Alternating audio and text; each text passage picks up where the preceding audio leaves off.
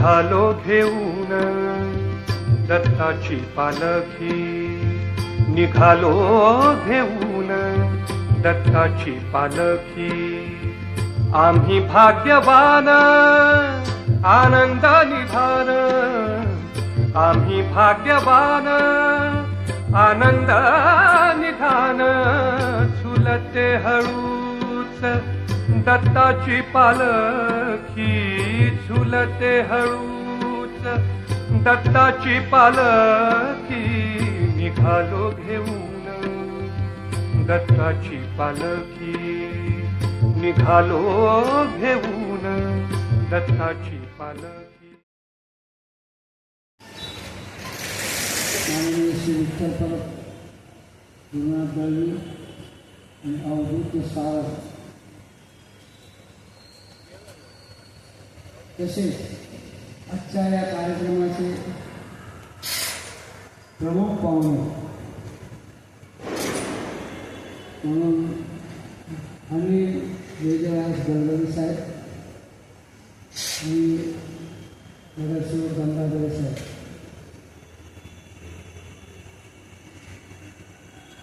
जास्त वेळ घेणार नाही आहे.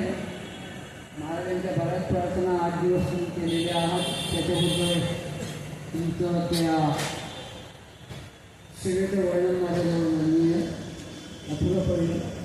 तर मी एक प्रार्थना करतो, हात जोडा सगळ्यांनी महाराजांना, सगळ्यांनी हात जोडा महाराजांना आणि मनमानी संचालेश्वर महाराज की जय बोलत राहा. मी एक 2 ओळीचं प्रार्थना बोलतो. सद्गुरु माऊली कृपेची सावळी, ऐशी देखील ना माऊली एकच चित्ते. कैसे कैसे वर्णू रूप तुझे, कैसे कैसे गाऊ गुण तुझे. शब्द रस्ती मदगळे साचे, कृपाळू वादयाला. सद्गुरुनाथा कृपा करा, उचलून घ्यावे या पामला, नेऊन ठेवावे पहिल्या. ही श्री सद्गुरु महाराज की जय, सद्गुरु संचालेश्वर महाराज की जय. असायला पाहिजे. आता गंगाधर साहेबांनी सांगितलं ते जे निवेदन करतात त्यांनी बरीच माहिती दिली. मला त्याच्याबद्दल काही बोलायचं नाही आहे, पण मला नुकताच एक मोबाईलवर मेसेज वाचून कोणीतरी दाखवलं की आपण या जगाचे पाहुणे आहोत. लक्षात ठेवा, हा आश्रम महाराजांचा आहे. महाराज नुसतेच महाराज नव्हते, महाराज दत्तात्रयांचे स्वयंभू अवतार आहे. आपल्यासाठी, आपल्या रक्षणासाठी, या भारत देशासाठी महाराजांनी हा अवतार घेतला.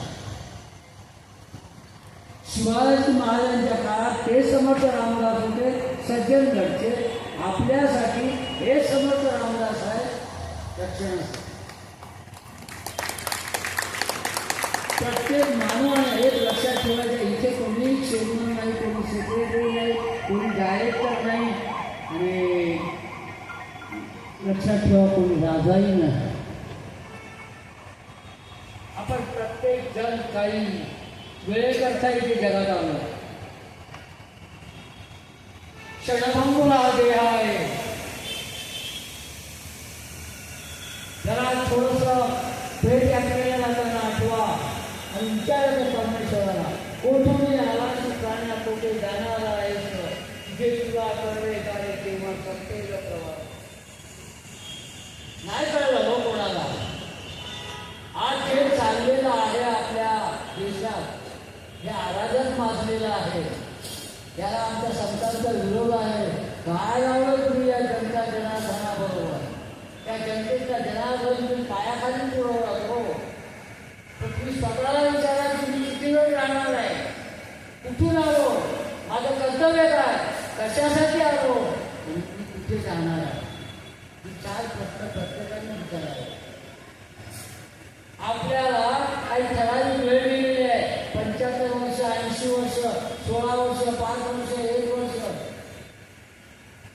या 5 फूटची मुदत संपली ना की हुंडा वाढवला जात नाही. हा देह जाणारा आहे, जो जळणारा आहे, त्याच्यावर किती प्रेम करणार आहात तुम्ही? या देहाचे लाड मानसा करशील तुरे किती, शरीर हे जाणारे आमची. जे जाणार आहे, नाश पावणार आहे, संपणार आहे. मग तुला काहीतरी कामासाठी परमेश्वराने इथे पाठवलं आहे.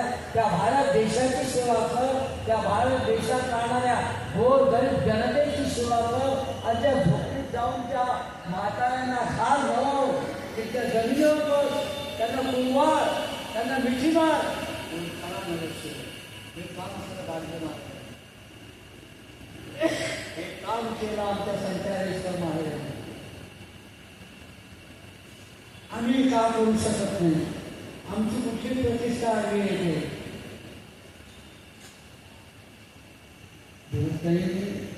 राजकारणावर बोलणं आमचा धर्म नाही आहे. आम्ही महाराजांची सेवक आहोत. पण महाराजांची सेवक असताना आम्हाला धर्माच्या आड, समाजाच्या आड जर राधायचं असेल तर त्याला कापून काढल्याशिवाय आम्ही राहणार नाही. जे आमचं जीव आहे महाराजांनी शिकवले आम्हाला. आमचा देश, आमचा धर्म आणि आमचा समाज हे आमचं दैवत आहे. आणि या दैवताची सेवा करणं हा आमचा धर्म आहे. राहिला आता खूप कमवलं हो. इतका कमवलं की 15 पिढ्या बसून खाती. 5 फार्म हाऊस बांधले. जाताना त्याला विचारा, हे सगळं बरोबर घेऊन जाणार आहेस का? तुझ्या बरोबर येणार आहे का? अरे आज तुझ्या 7 बाऱ्या पुतळ्याचे नाव आहे ना, ते उद्या दुसऱ्याचं होणार आहे. ते जाणार आहे. या आयुष्यमानाला अमेंडमेंट नाही. या आयुष्यमान जेवढं दिले तेवढंच राहणार आहे. आणि त्या आयुष्यमानात तुम्ही जर सत्कर्म नाही केला, देशाची सेवा नाही केली, धर्माची सेवा नाही केली, नव्हे मी माझ्या संतांनाही तेच सांगतोय, दारू वाढवून माळा घातला भस्म केलं म्हणजे संत झाले.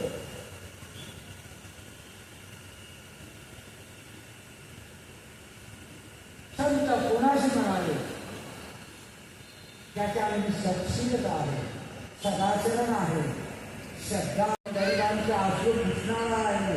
तो गरिबांच्या दारात जाऊन त्या जमिनीवर बसून त्यांना भाकरी भरवणारा आहे. तो संत. नुसतं माळा घातलं भस्म म्हणजे संत नव्हे.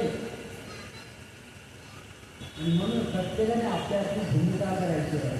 आज तुम्ही इथे 8 दिवस जे करतात, जे चालू आहे त्याला अविरत चालू राहावं. महाराजांनी स्फूर्ती द्यावी, सद्बुद्धी द्यावी आणि हे कार्य 21 लाखाचं व्हावं, 21 लाखाच्या पेक्षा 21 कोटीचं व्हावं, अशी मी महाराजांना प्रार्थना करतो. आणि हे कार्य भरभराटीला तुम्ही न्यावं ही तुम्हाला मी प्रार्थना. तुम्ही माझे गुरुपती आहात. मी सद्गुरू नाही, मी दत्तानंद स्वामी महाराजांचा सेवक आहे. मी सकल संतांचा दास आहे. दास राहण्यात मजा असते. चेअरमन करून दास राहण्यात मजा असते. चेअरमन बनू नये. त्या चेअरमनची काय झाली असेल तर दासाला शिपायाला पहिला भेटायला लागतो. मी कष्ट करतो. पण दुसऱ्या भागात जर गेला तर नवे मी दास नव्हे, मी संचारेश्वरचा लेख आहे. अध्यात्मिकाला सांगायण्यासारखं खूप आहे. मी वेळ घेत नाही आहे तुमचा. काही आचार संहितेचा मान सन्मानित करणं आपलं कर्तव्य आहे. पण माझी सगळ्यांना नम्र विनंती आहे की तुम्ही आतापर्यंत जे कार्य चालवलं ते सामोपचाराने चाला. आपल्या या आश्रमाचा नव्हे, महाराजांच्या सगळ्या आश्रमाचा चेअरमन फक्त संचारेश्वर, दुसरा नव्हे.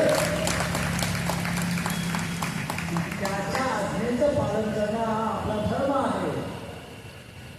म्हणून आजपासून सगळ्यांनी जोमाने कामाला लागा. आणि महाराजांनी तुला 5 घ्या. त्या सूर्याला सुद्धा लागवेल, उत्तम म्हटलं तर मी तुमच्याबरोबर मागा सांगा बोलवा तिथे येईल श्रमदानासाठी श्रमयज्ञासाठी महाराजांच्या कार्यासाठी मी वाहून घेतलेलं आहे. मी वयाच्या 4थ्या वर्षी निघालं. माझा अनुभव येऊन 56 वर्ष मला पूर्ण झालं. मी महाराजांचा अनुभवित आहे. माझ्या आश्रम स्थापन केला त्यालाही 56 वर्ष पूर्ण झाले. महाराजांचा आश्रम आहे तो माहूर गावामध्ये, तर त्याचं कुठेही नाव नाही. आत्ता नुकतंच महाराजांचा एक आवडता शिष्य, आवडता मुलगा, महाराजांच्यावर ज्याची श्रद्धा आहे, भक्ती आहे, प्रेम आहे, ते बाळसावंत यांनी काढलेला दिवाळी आमच्या महाराजांवर त्याचं प्रकाशन माहूरच्या आश्रमात नुकतंच झालं. आणि तो दिवाळी आमच्या सगळ्यांनी घ्यावा आणि महाराजांचा इतिहास वाचावा अशी नम्र विनंती करतो.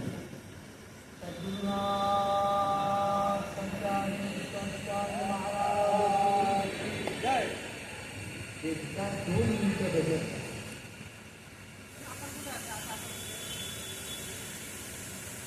संचारेश्वर माझे आई मजला ठाव द्यावा पायी. संचारेश्वर माझे आई मजला ठाव द्यावा पायी. संचारेश्वर माझे आई मजला ठाव द्यावा पायी. संचारेश्वर माझे आई मजला ठाव द्यावा पायी. सद्गुरुनाथ माझे आई मजला ठाव द्यावा पायी. सद्गुरुनाथ माझे आई मजला ठाव द्यावा पायी.